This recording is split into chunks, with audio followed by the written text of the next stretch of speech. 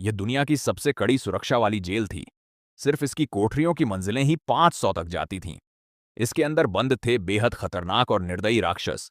हालांकि यह jail 10,000 metre ऊंचे बर्फीले पहाड़ पर बनी थी, फिर भी इसकी रखवाली के लिए भारी संख्या में सैनिक तैनात थे। कुछ ही देर में एक बग्घी आकर उनके सामने रुकी। जैसे ही लोहे का भारी दरवाजा धीरे धीरे खुला, सैनिकों ने अपनी बंदूकें तान लीं। लेकिन जब कैदी बाहर निकला तो स्वागत के लिए खड़े अधिकारी दंग रह गए। उसका शरीर विशाल और चेहरा बेहद भयावह था। कहीं वह रास्ते में भाग न जाए, इसलिए उसे लोहे की पटरी और जंजीरों से बांधकर जेल के अंदर ले जाया गया। सुरक्षित रूप से कोठरी तक पहुंचने के बाद ही सैनिकों ने उसके हाथों की बेड़ियां खोलीं। लेकिन अंदर जाकर उसने देखा कि वहां पहले से एक औरत भी बंद थी। लंबे समय से दबा हुआ कैदी उसे छुड़ाने के लिए आगे बढ़ा, पर पास खड़े एक आदमी ने उसे रोक दिया और चेतावनी दी कि यहाँ की औरतों से उलझना ठीक नहीं। कैदी ने उसकी बात को अनसुना कर दिया।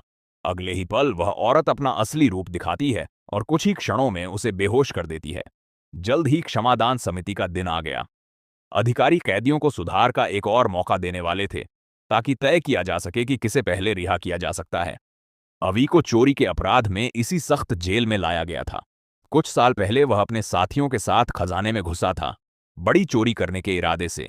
वहां उसे एक जादुई शिलालेख मिला। अगर वह उसे बाहर ले जाता तो वह अपनी मृत पत्नी को पुनर्जीवित कर सकता था। लेकिन उसे पता नहीं था कि शिलालेख के पीछे 2 नैनोमीटर पतली तार जुड़ी थी। जैसे ही उसने उसे खींचा, अलार्म बज उठा। अगले ही पल पहरेदारों ने हमला कर दिया। संकट के समय लिसा ने उसकी मदद की। चारों तरफ से घिरते हुए देख लिसा ने समय रोकने का जादू चला दिया। सभी पहरेदार वहीं ठिठक गए, लेकिन पीछे खड़ी वीणा भाग नहीं सकी और समय में जकड़ गई। समय कम था, इसलिए बाकी लोग मजबूरी में उसे वहीं छोड़कर भाग निकले। अवी भी फिसल कर गिर पड़ा, लेकिन जमने से ठीक पहले उसने शिलालेख अपने साथी की ओर फेंक दिया।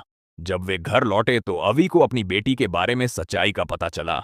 उसे समझ आया कि लिसा और उसके साथी ने उसे धोखा दिया है। दोनों शिलालेख छीनने आए, पर लिसा ने जादू से उनके पैर जकड़ दिए। जब वे फांसी के कगार पर थे, अवी ने समय खींचने की कोशिश की और पलटवार किया। आखिरकार वे सैनिकों को हराकर घोड़े पर सवार होकर भाग निकले। लिसा को हराने के लिए उन्होंने अपने साथी श्याओहेई को ढूंढा और एक रूप बदलने वाली लड़की को साथ लिया।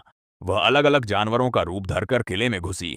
पहले इंसान, फिर मक्खी, फिर चूहा, फिर चील, फिर शुतुरमुर्ग और अंत में भालू। हर बार वह किसी न किसी तरह बच निकलती रही। आखिरकार उसे पता चला कि जादुई शिलालेख खजाने में छिपा है, लेकिन उसे खोलना बेहद मुश्किल था। श्याओहेई को याद आया कि उसके पूर्वजों के पास एक जादुई हेलमेट था जिससे खजाना खोला जा सकता है। वे पवित्र शूरवीरों के गांव पहुंचे। वहां के स्वामी ने उनकी मदद करने का वादा किया। फिर एक अखाड़े में लिसा से अंतिम मुकाबला हुआ। शुरू में वे लिसा के सामने टेक नहीं पाए, लेकिन एकजुट होकर उन्होंने उस पर हमला किया। रूप बदलने वाली लड़की ने ध्रुवीय भालू का रूप लेकर लिसा पर हमला किया और अंततः उसे पराजित कर दिया। अवी ने खजाना खोलकर शिलालेख निकाल लिया, लेकिन वीणा गंभीर रूप से घायल थी। अवी ने अपनी पत्नी को पुनर्जीवित करने का अवसर त्याग दिया और वीणा को बचाने का निर्णय लिया। मंत्रोच्चार के साथ वीणा फिर से जीवित हो गई। आखिरकार उन्होंने पवित्र आत्मा प्राप्त की और अवी व वीणा सुखपूर्वक जीवन बिताने लगे। हम एक टीम है, हम एक टीम है, हम एक टीम है।